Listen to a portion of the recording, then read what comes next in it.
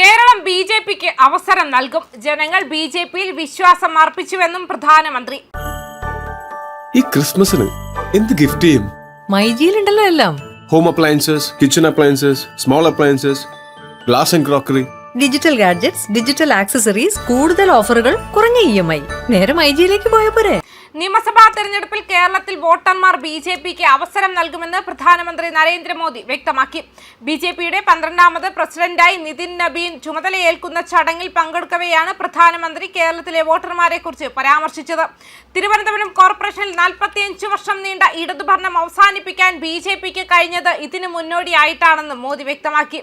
അദ്ദേഹത്തിന്റെ പരാമർശങ്ങൾക്ക് നിരവധി പേർ പിന്തുണ നൽകുകയും ചെയ്തിട്ടുണ്ട്.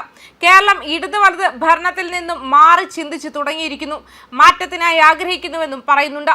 നുഴഞ്ഞുകയറ്റക്കാരെ ഇന്ത്യയിൽ നിന്നും അവരുടെ രാജ്യങ്ങളിലേക്ക് തിരിച്ചയക്കും. അർബൻ നക്സലുകളും കുടുംബവാഴ്ചയും നാടിന് ഗുണകരമല്ലെന്നും വ്യക്തമാക്കിയിട്ടുണ്ട്. ബിജെപിയിൽ വർദ്ധിച്ചു വരുന്ന പൊതുജന വിശ്വാസത്തിന്റെ വ്യക്തമായ പ്രതിഫലനമാണ് കേരളത്തിലെയും മഹാരാഷ്ട്രയിലെയും തദ്ദേശ തെരഞ്ഞെടുപ്പിലെ വിജയം.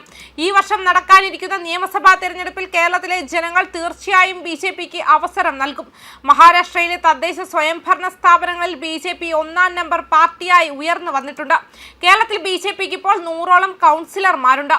കേരളത്തിന്റെ തലസ്ഥാനമായ തിരുവനന്തപുരത്ത് 45 വർഷത്തെ ഇടതുഭരണം അവസാനിപ്പിച്ചു. മേയർ തെരഞ്ഞെടുപ്പിൽ ജനങ്ങൾ ബിജെപിയിൽ വിശ്വാസം അർപ്പിച്ചു. ഭരണത്തിൽ പാർട്ടി ശ്രദ്ധ കേന്ദ്രീകരിച്ചതാണ് ഈ വിജയത്തിന് കാരണം. സ്വാതന്ത്ര്യത്തിനു ശേഷം രാജ്യം വ്യത്യസ്തമായ ഭരണ മാതൃകകൾ കണ്ടു.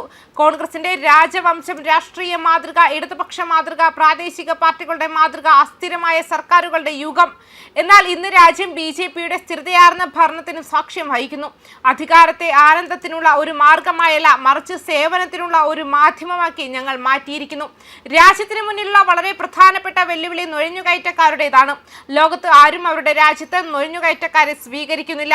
ഇന്ത്യയിലെ യുവാക്കളുടെ അവകാശങ്ങൾ കവർന്നെടുക്കാൻ നുഴഞ്ഞുകയറ്റക്കാരെ അനുവദിക്കില്ല. നുഴഞ്ഞുകയറ്റക്കാർ രാജ്യത്തിന്റെ സുരക്ഷയ്ക്ക് വളരെ ഗുരുതരമായ ഭീഷണിയാണ്. അവരെ തിരിച്ചറിഞ്ഞ് അവരുടെ രാജ്യങ്ങളിലേക്ക് തിരിച്ചയക്കേണ്ടത് അത്യന്താപേക്ഷിതമാണ്. വോട്ട് ബാങ്ക് രാഷ്ട്രീയത്തിനായി നുഴഞ്ഞുകയറ്റക്കാരെ സംരക്ഷിക്കുന്ന രാഷ്ട്രീയ പാർട്ടികളെ നമ്മുടെ എല്ലാ ശക്തിയും ഉപയോഗിച്ച് പൊതുജനങ്ങൾക്ക് മുന്നിൽ തുറന്നുകാട്ടണമെന്നും അദ്ദേഹം വ്യക്തമാക്കി.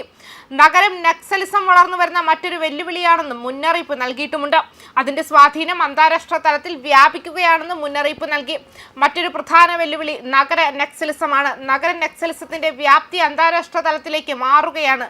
തന്നെക്കുറിച്ചോ സർക്കാരിനെ കുറിച്ചോ ഇടയ്ക്കിടെ പോസിറ്റീവായി സംസാരിക്കുന്ന വ്യക്തികളെ മനഃപൂർവ്വം ലക്ഷ്യം വെക്കുന്നുവെന്ന് അദ്ദേഹം ആരോപിച്ചു. വർഷത്തിൽ 1-2 തവണ മോദിയെക്കുറിച്ച് പോസിറ്റീവായി എന്തെങ്കിലും ട്വീറ്റ് ചെയ്താലും, ടിവിയിൽ പോസിറ്റീവായി എന്തെങ്കിലും പറഞ്ഞാലും, പത്രത്തിൽ പോസിറ്റീവായി എന്തെങ്കിലും എഴുതിയാലും ചില മാധ്യമ പ്രവർത്തകർ അവരെ വളരെയധികം അപമാനിക്കുന്നു. അവരെ വേട്ടയാടുകയും തൊട്ടുകൂടാത്തവരാക്കി മാറ്റുകയും ചെയ്യുന്നു. ഇതാണ് നഗര നക്സലിസത്തിന്റെ രീതിയെന്നും മോദി അഭിപ്രായപ്പെട്ടു. ന്യൂസ് ഡെസ്ക് കർമ്മ ന്യൂസ്.